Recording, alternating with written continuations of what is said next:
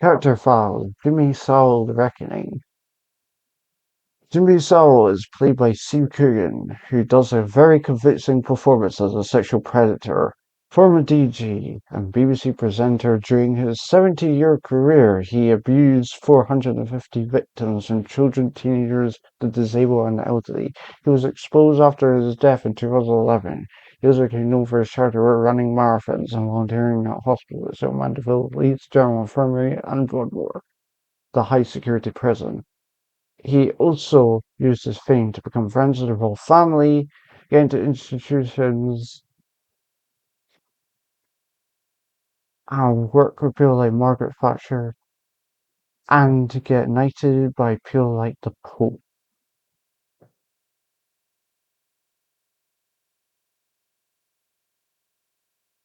In the early 1960s, Saul ran mega dance halls in Leeds and Manchester, where he started sexually abusing underage teenagers, mostly girls. He even invited them to his flat, and even invited them to in the back of his Rolls Royce in his infamous motor home that he parked outside of the BBC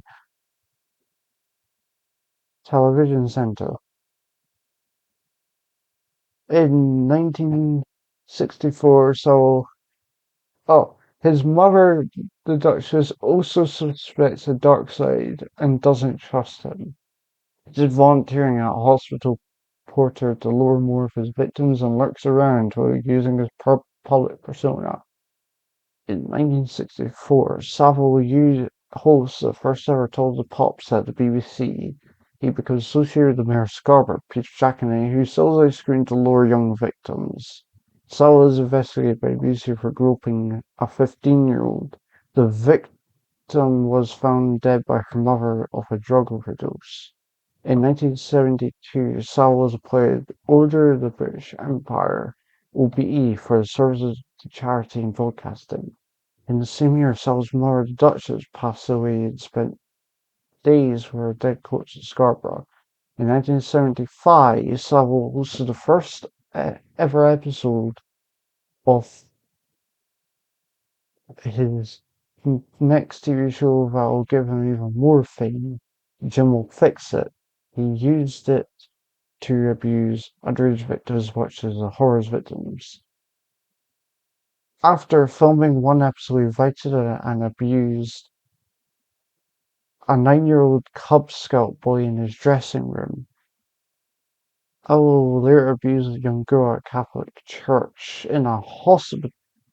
The same girl who was at the same hospital Savile was a porter at. Savile later met Margaret Thatcher to discuss the fundraising campaign for Stoke Mandeville Spinal Injury Centre. In 1990, Savile was appointed a knighthood by Queen Elizabeth II, a papal knighthood by Paul II. The same year, Prime Minister Margaret Thatcher resigned. In 1994, the BBC cancelled Savile's show Jim Will Fix It in a rage of being informed declares fuck the BBC. In 1997, Savile was informed about his health and underwent quadruple heart bypass surgery operation in Leeds. He survives. In the 2000s, Savile's fame starts to fade and allegations of rain of sexual abuse continue. At Duncroft School for Girls, he abuses a pupil in the back of his Rolls Royce in exchange for fizzy juice and cigarettes. In 2004-2011, Savile gets called by journalist author Dan Davies. Davies gets close to expose Savile, who manipulates to avoid the truth about the alleged abuse to maintain his image. In 2006, Savile hosted the last ever Toddler Pops and got angry after watching footage of the last appearance and came to realize his fame and power was gone. And alleged in real life he sexually abused someone after filming. Saul made an appearance on Celebrity Big Brother also in 2006. In 2009, at Savile's office at Mandeville, he was questioned by Surrey police on allegations which he deflected with the respondent out of the question and threatened him with a lawsuit. In 2011, on his way to Leeds to meet Dan Davies, he talks to retired nurse Beryl in Scarborough and invites a young girl to sit on his lap. He even goes further to say, "Go hurry up and be 16." At the Leeds General Infirmary as a porter in his last days, he attempts to proposition a young nurse. She pushes him off and goes to the police. Savile dismisses it as a bit of fun.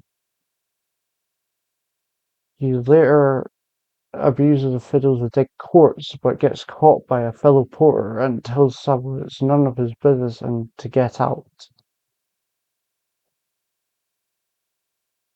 In his last days, an old, frail-looking, dying Savile is forced to read his last rites, but doesn't confess to his crimes and would rather take his chances like he always did during his life. October 2011, Savile passed away. He's later found dead in his penthouse apartment in Hay Park in Leeds, Yorkshire, England, with his fingers crossed. He was 84 years old. His last words was on his gravestone, "It was good while it lasted," and had smoked his last cigar. As tributes poured in, the BBC made a documentary to celebrate Savile's life and career called "As It Happens," after his famous catchphrase. In December 2012, the BBC Shelton Newsnight Exposure documentary, to be hosted by broadcaster journalist Miriam Jones. In 2012, his victims spoke out after 70-plus years of alleged abuse in the biggest institutions in the UK.